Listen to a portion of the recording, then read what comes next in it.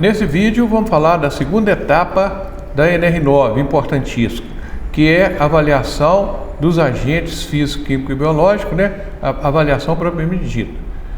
Bom, o que a NR9 define? No item 9.4, avaliação da exposição ocupacional aos agentes físicos e biológicos. Esse item trata disso.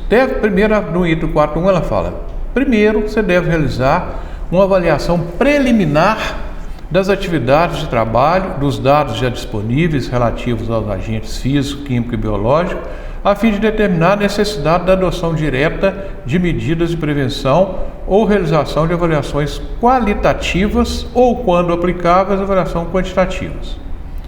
Bom, em seguida, você vai fazer a avaliação quantitativa dos agentes físicos, químicos e biológicos.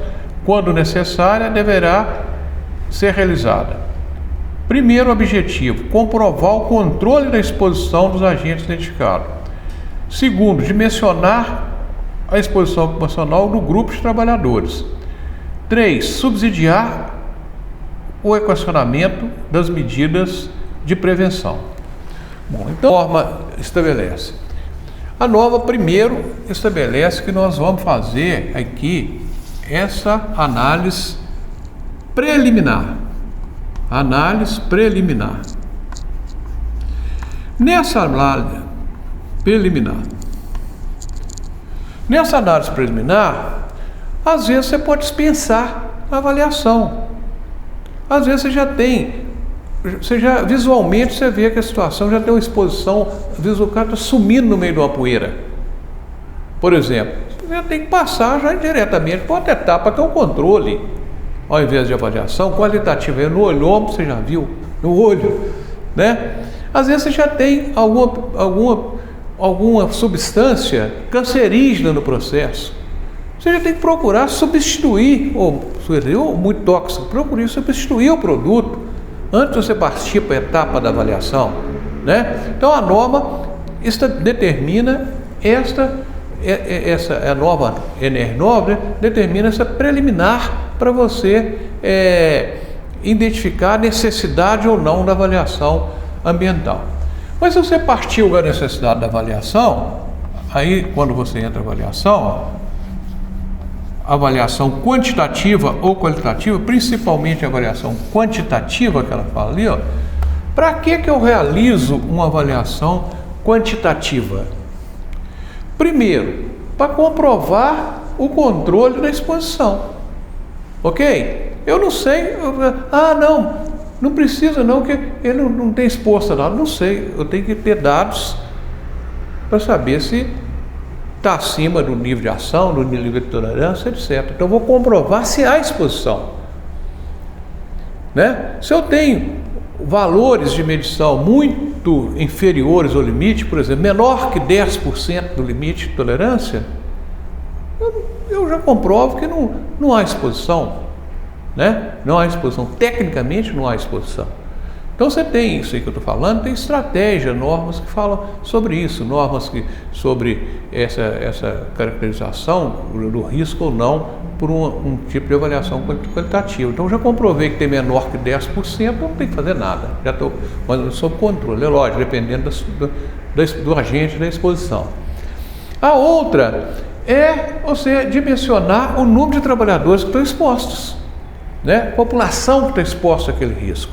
Quantas pessoas que estão sendo colocadas em risco ali?